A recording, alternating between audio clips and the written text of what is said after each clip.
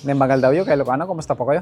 Dahil wala pa ring tigil po yung habagat dito sa Ilocos kay Ilocano, palagi pa rin pong naulan. Kaya yung mga lagang ibon natin kay Ilocano nagkakasipon na sila.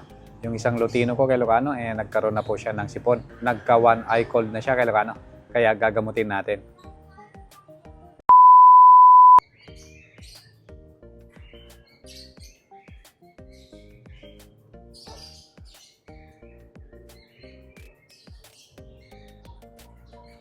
Nembagal daw yun kay Ilocano, kumusta po kayo? So dahil walang humpay po yung habagat dito sa Ilocos, palagi pa rin naulan kay Ilocano at malamig na panahon. Nadali po yung ano natin kay Ilocano, yung Lutino natin yan.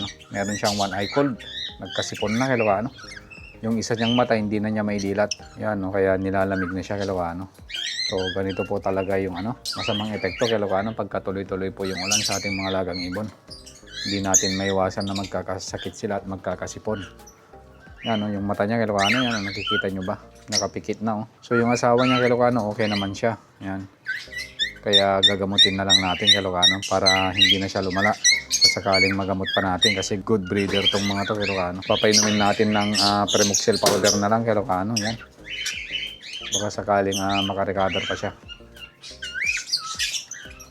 So kasi yung sakit kay Ilocano, pagka yun nga, gaya ng sabi ko, pagka palaging naulan, malamig yung panahon, nalalamigan sila kay Ilocano. Yan halata mong masama na talaga yung pagkaramdam niya kay Ilocano.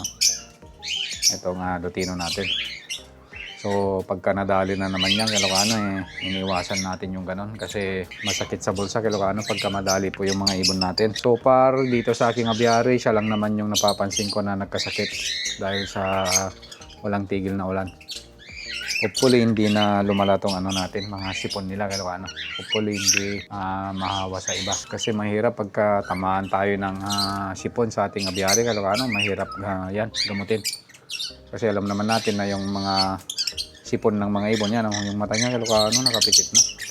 Alam naman natin kay Ilocano na yung mga sipon ng mga ibon, manok, pwedeng mahawa sa tao. So dahil tagulan nga kay Ilocano at uso na naman yung sipon sa ating mga lagang ibon, ito lang po yung pinapainom ko.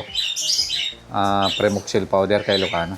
So pagka nakikita ko ng matamlay yung ibon ko, tapos yung mata niya meron na siyang one eye cold, nagpapainom na po ako ng ganito kay Ilocano. Yan.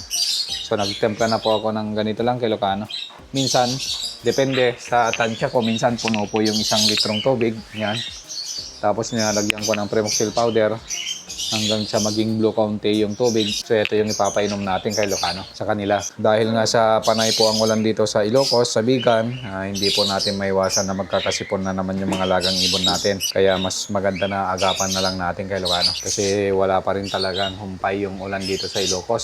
Tuloy-tuloy pa rin po yung habagat. So magpapainom lang tayo ng Premoxil powder kay Ilocano 3 to 5 days or di kaya naman 1 week. O hanggang makita natin na medyo gumaling na po yung ibon natin, yung sipon niya. So maraming salamat sa panonood kay Ilocano. At kung nagustuhan niyo naman po yung aking video, paki-like and share naman po kay Ilocano. At sana lalo niyo po akong suportahan. Maraming salamat kay Ilocano.